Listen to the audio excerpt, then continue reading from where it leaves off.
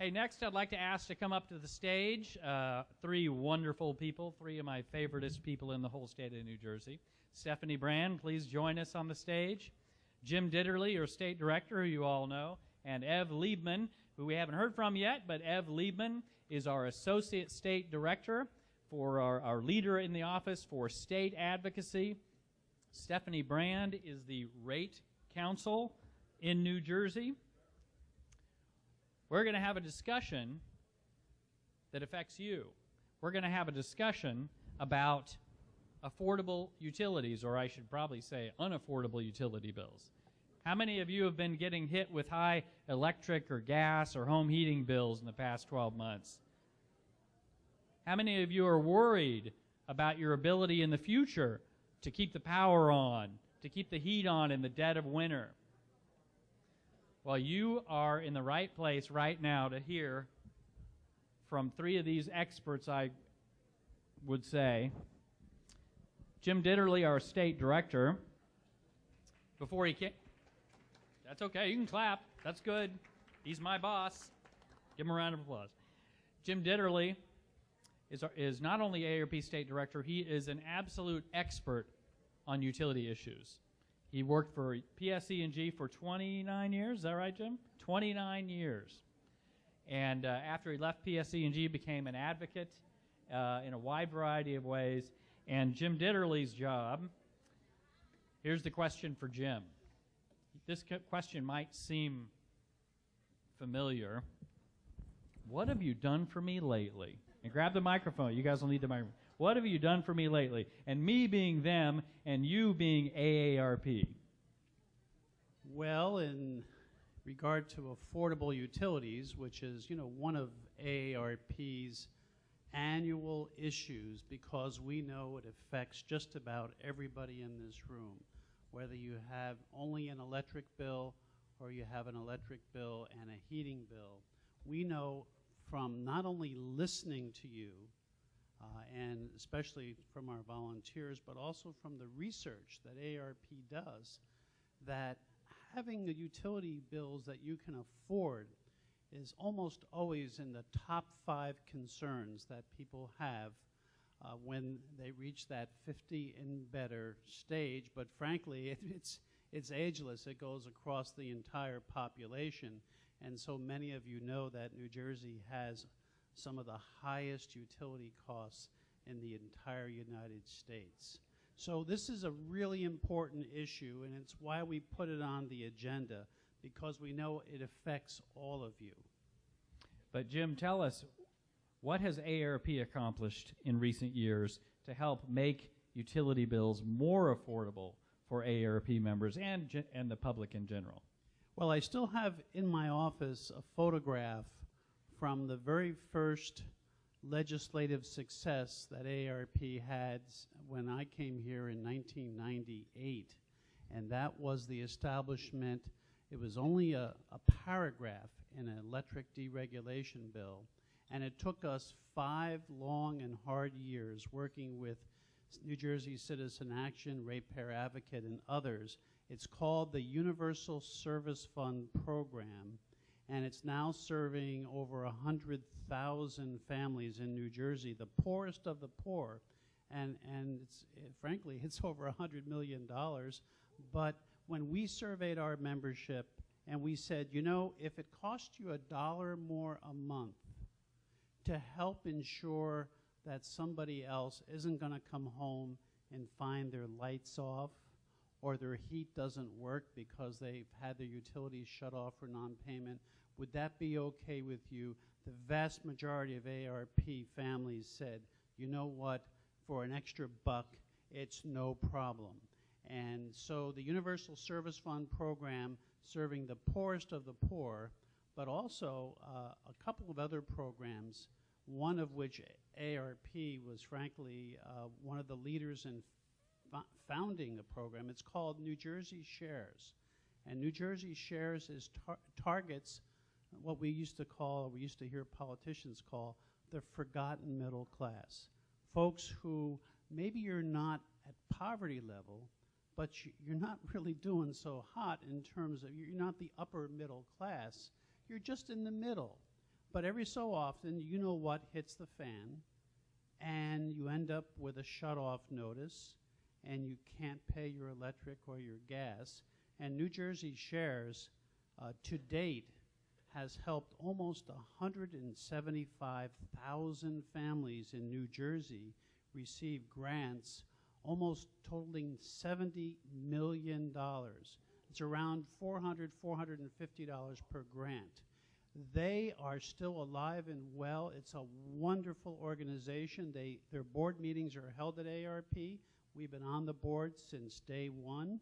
And I have to tell you, if you have a problem, and especially if you know somebody whose service has been shut off, because once your service is shut off, the other organization that provides benefits, the Affordable Housing Alliance, they won't help you if you're shut off.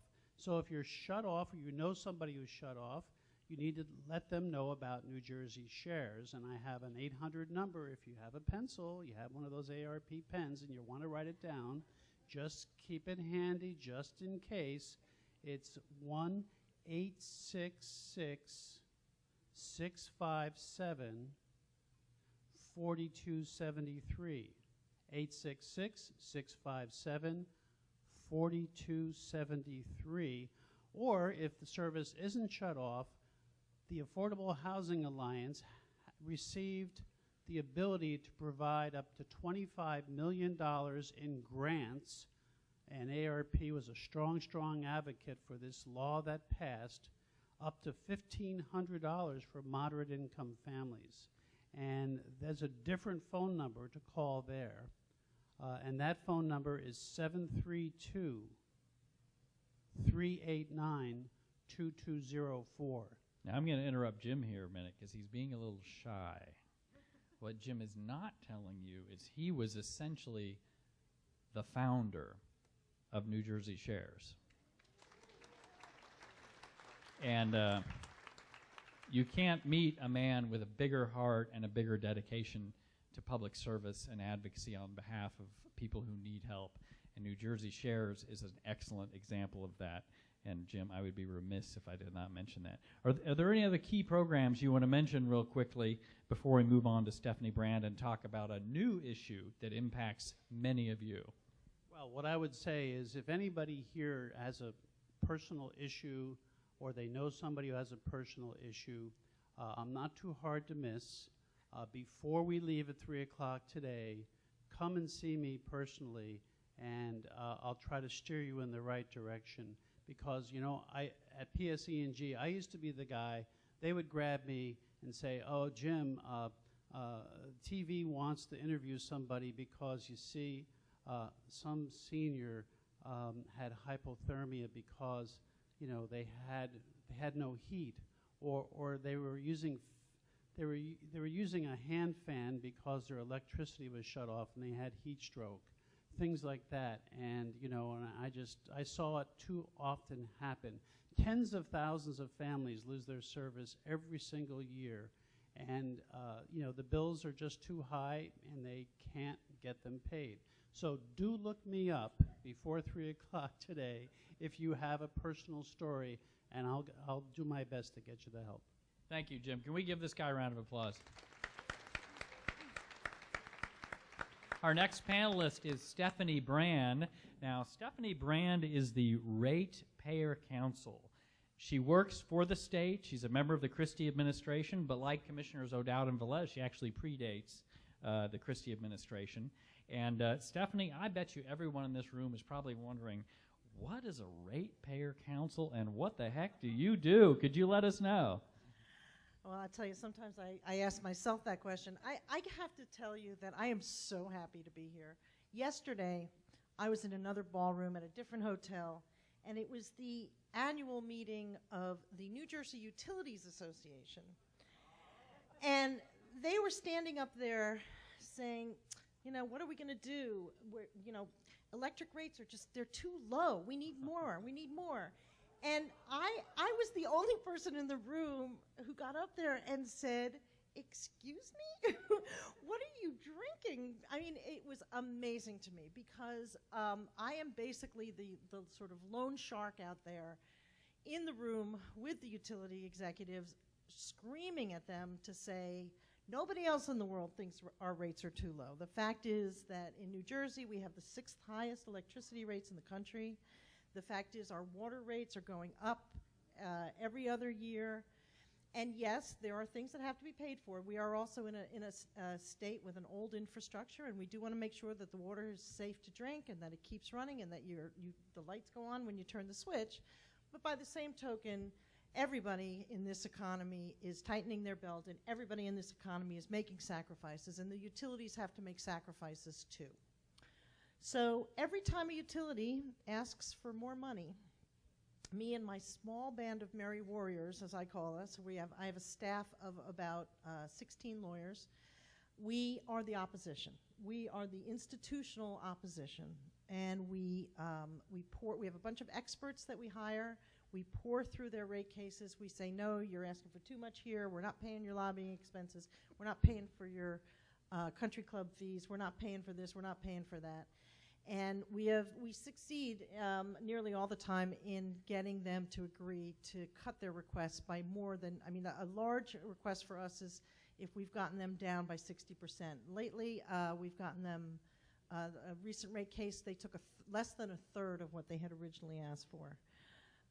We have a case we're about to try against one of the electric utilities in the state where we're not even willing to go that high. So we are on the front lines. We're battling them on their playing field with our experts. We have economists, we have engineers, we have all kinds of people. And we're also in the legislature trying to advocate for ratepayers because everybody is trying to get a piece of your wallet. The solar industry, the wind industry, all of these various industries. And while we support renewable energy, we also think that there has to be some limit to the amount of money that ratepayers have to subsidize it. If they're making a lot of money, they're certainly not sharing it with us, and we think that there has to be a limit to how much we have to share with them. We're also involved very carefully. You actually really were very modest, Jim, because what he didn't talk about was the incredible victory that we had last legislative year on the telephone and cable deregulation bill. And I have to tell you, it really was AARP that kept that from happening. The rest of us were fighting it, but it was the involvement of AARP that really brought us home. And so we're also stand side by side with AARP and a lot of other groups to try to fight when legislation is introduced to charge us more money. So we're there on policy issues. We consult with the governor's office all the time. I do have to say that they have really shown a respect for our office, an understanding of what we do, and it's been really wonderful to work with the administration. I have spanned many administrations, but this one has been particularly receptive to what we have to say. And so they're out there fighting for you guys. We don't always succeed. Some rate increases do have to get through and do get through, but we're out there fighting for you guys. We also provide consumer information. I'm happy to say that sometime this summer, we're going to be reissuing our consumer handbook, which will provide information. It'll be available on our website, and also we hope to have some printed copies that will just answer some basic questions. How do I shop for electricity? How do I read my gas bill? How do I read my electric bill? Those are all questions we get asked all the time. I did, in fact, bring some fact sheets with me today. I'll leave them outside when I leave on things like that. What are the programs available to do energy efficiency? What are the programs available if I can't pay my bill? So we provide consumer education and advocacy for all of you, and it is really great to be among friends today. Thank you, Stephanie. So I want all of you, next time you put your hand on your wallet or reach into your pocketbook for your checkbook or cash or credit card, I want you thinking about these folks right here, because it really is their mission and their role to help you protect your wallet and protect your savings so that you don't get hit with unaffordable utility bills. So I was going to ask Stephanie if you could tell the audience a bit about this rate issue regarding JCP&L. How many of you in the audience get your electricity from JCP&L? Well, there's almost 1 million households, 1 million people in New Jersey who get their electricity from JCP&L. And there's probably quite a few also who had their electricity disrupted last year when the hurricane hit, and you waited a long time to get your service restored. So how much you pay and your service quality, aren't these the types of issues that you also advocate on? And what's the most recent issue regarding JCP&L? Well, that is a big part of what we do. I mean, when we do a rate case, we are looking at what's the money they need in order to keep the lights on. So when they do get a rate increase, we expect them to keep the lights on. And with JCP&L, they, as many of you know, did not do so well in the storms we had last year. In fact, they have a long history of reliability problems. And what happened was they have not been in for a rate case for 6 years, which, you might say, well, that's great. They haven't raised their rates for 6 years. But those of us who do this for a living know that that means that they're more than earning enough. So they're probably earning too much, and that's why they haven't come in 6 years. And then they started to say no, thank you, to a couple of programs that the BPU was sponsoring that would have required them to come in for a rate case. And we were like, gee, I wonder why they're so interested in avoiding a rate case. Well, then we had our experts look into things a bit, and we realized that it looked like they have been over-earning for several years. So the last time they came in for a rate case, they got a little extra money to deal with reliability issues, and they have continued to collect that, and they're not spending it on reliability. If you live in JCP&L's service territory, you certainly know that. So we filed a petition with the board and Board of Public Utilities, and we asked them to bring them in so that we could take a look at their books, so that we can look and see what are they earning, what do they deserve to earn, are they over-earning. We are currently in the middle of that. We're trying to get the board to bring them in for a rate case. All indications are that that will go pretty well. We have AARP at our side. And when they come in, we really want to take a look at what's been going on over there, because I'm sure they're going to say, oh, we have to spend money on this, we have to spend money on that. But I think they've pretty much been putting the money in their pockets for the last 6 years. So do we have an estimate, Stephanie, of how much they might be over-earning? I mean, how much money are we talking about here, and am I right on the number of households? I think you're right on the number of households. When I talk about money, we talk in numbers that will make your skin crawl. I mean, I don't know exactly how much they're over-earning, because I don't know what they are, what has happened in the last year with the storms and things. What happens is when they come in, we'll know. We'll find out. But we're talking hundreds of millions of dollars. We're talking. What was that? What was that dollar figure again? Hundreds of millions. Hundreds of millions of dollars. But you said we don't know until the Board of Public Utilities starts a case, right? Right. That's how it works. It's not until they come in that my office really gets to pick through their books. So that's when we start to get a really good look at what have they been collecting, what have they been spending, what are they earning, and that's when we really get a sense of what it is. But we do talk in numbers that are in the hundreds of millions of dollars. Outstanding. Ev, I want to ask you, what is AARP? Stephanie mentioned we're on her side on this case, and could you tell us a bit about what AARP is, why AARP is interested in this, and what are we doing? Sure, Doug, thanks. Well, as Jim was saying, the issue of affordable utilities, whether they be our electric bill, our gas bill, telephone bill, water bill, cable bill, is so important to us, because for those of us who are on modest incomes, fixed incomes, after we get finished with our property taxes, maybe a mortgage payment or rent and food and healthcare needs, as these utility bills keep going up and up, it becomes much harder for us to maintain our quality of life. And in some cases, it's literally life-threatening. When people can't afford air conditioning and they're frail or elderly or ill, it's a life and death situation. When people can't keep their heat on in the wintertime because they can't afford their bill, and they're lighting their apartment with candles or using space heaters, it's a life or death situation. So, whoops. Hand her a mic. Maybe that one will work. So that's why this is so important to us. And before I talk a little bit about JCP&L, I just want to just expand a little bit about what Stephanie and her team does. There's an agency in New Jersey called the Board of Public Utilities, or the BPU, and there are 5 commissioners there. They're appointed by the governor and ratified by the Senate, and they're the deciders. They ultimately decide what our rates are. And Stephanie and her merry band of warriors, as she says, there are attorneys at the BPU. They have our back as consumers. Every day, they're talking to the staff, they're going to board meetings, they're making the case for us, and only us. The business community has a lot of lobbyists. The Utility Association has every lobbyist on State Street down the road. So we've got Stephanie, and we're very lucky to have her and her team.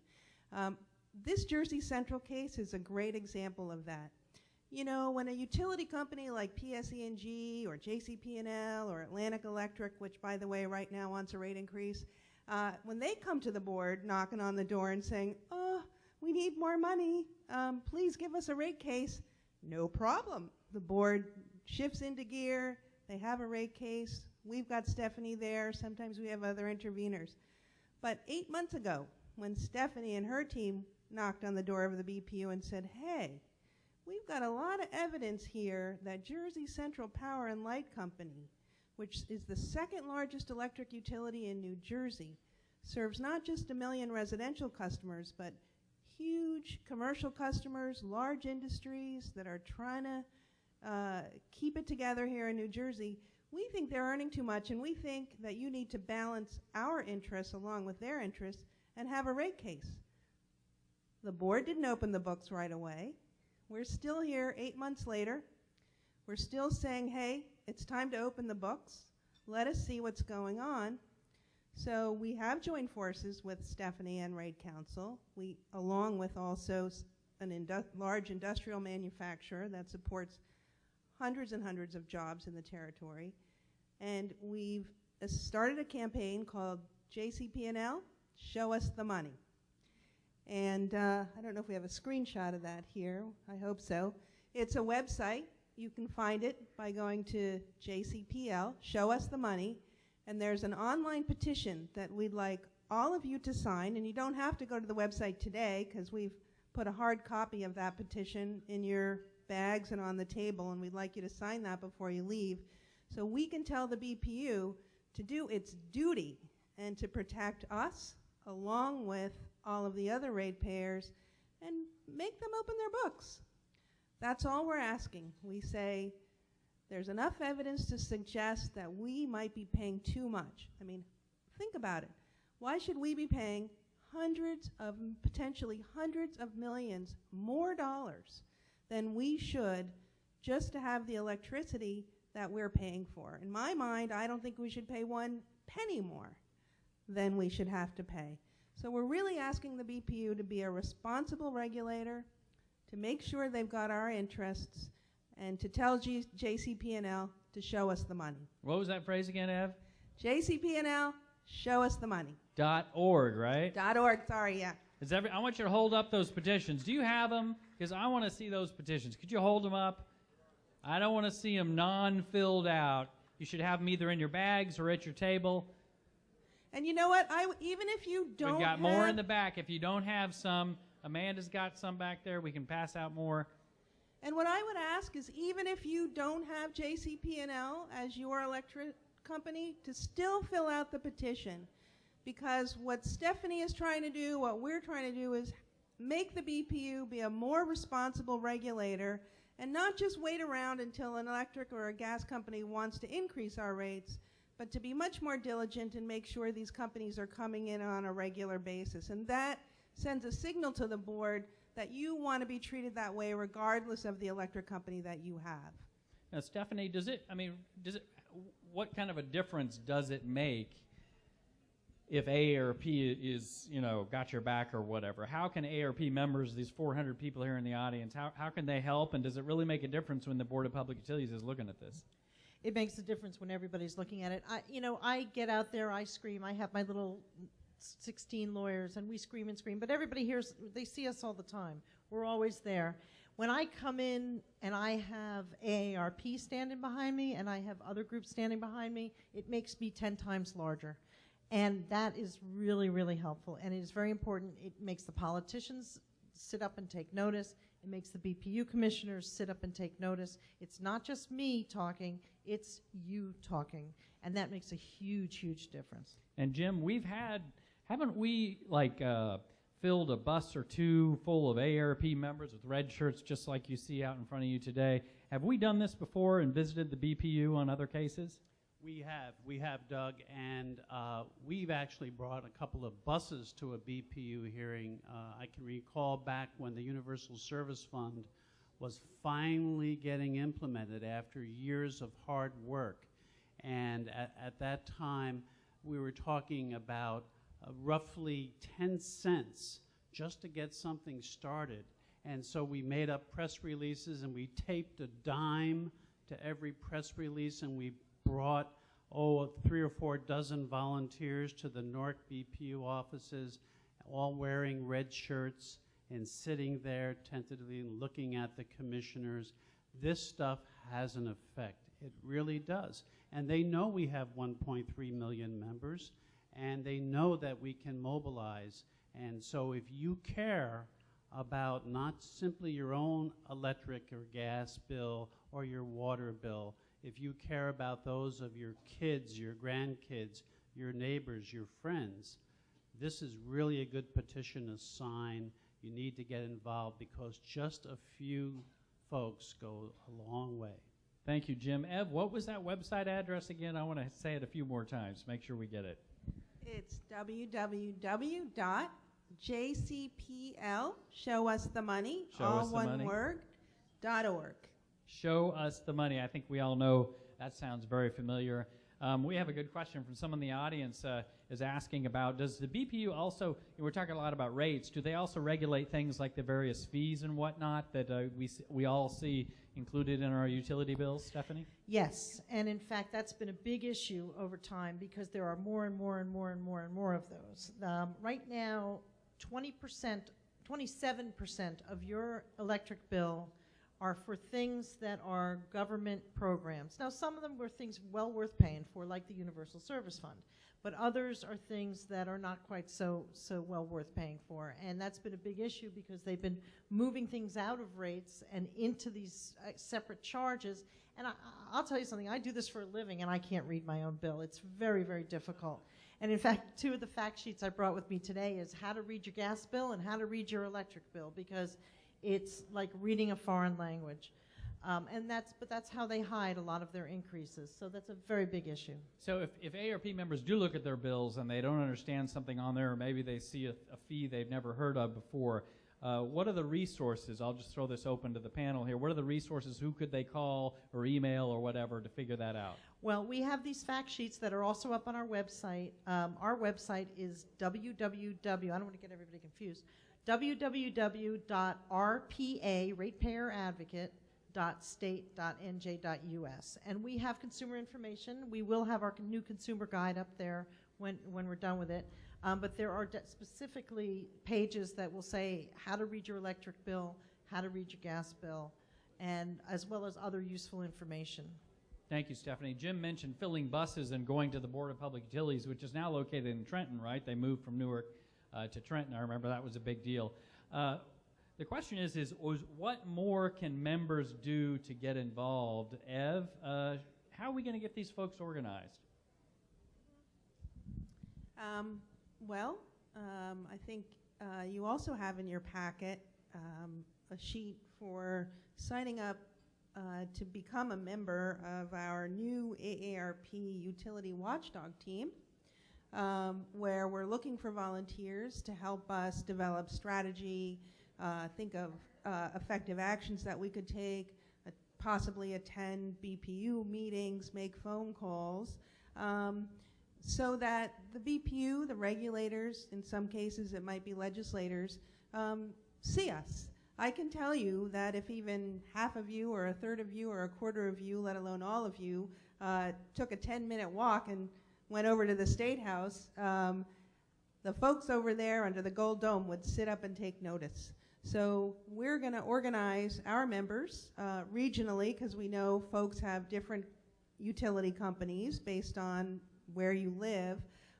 So we can make sure that Stephanie's got some folks with her, that the BPU knows that we're out here, and that we take matters into our own hand and tell the BPU what we need. There's a public hearing in every single case where a utility seeks to increase their charges. 99% of the time, we attend every single one of those public hearings. 99% of the time, there's nobody there from the public. And it breaks our heart. It really does, because we know that once the increase is approved, people are upset about it. And I think part of the problem is people may not know about it, and we are trying to make a concerted effort to get more advance notice and put it up on our website. But we're going to work with AARP to make sure that you guys know about it, because it's really time for people to start showing up at these hearings and letting themselves be heard. I couldn't have said it better myself. What's that website, Ev, one last time? It's www.jcplshowusthemoney, all one word, .org. Really encourage you. Also, we would love it if you would tell your friends, your families, your neighbors, your folks that you see at church, in the supermarket, in the library, wherever it might be. Tell them about the website. Tell them about the petition, because the BPU is getting ready to make this decision in the next couple of weeks. And the more they hear from us, the more likely it is we're going to make sure those books get open. Thank you, Ev. So we want you to go to that website. We want you to email that website address to your friends, family, and neighbor. Post it on your Facebook page. Tell your grandkids so they'll do the same thing. Tell your neighbors, because you will be doing them a favor, because one of the most important jobs of AARP is ringing that alarm, and that is our goal today. And speaking of ringing alarms and energizing people, I can't imagine a better way to end this panel discussion than with some remarks from the former president of AARP, many of you whom you know, Cy Larson. I want everybody give our panel a round of applause to thank them. And Cy Larson, please come up and take the stage.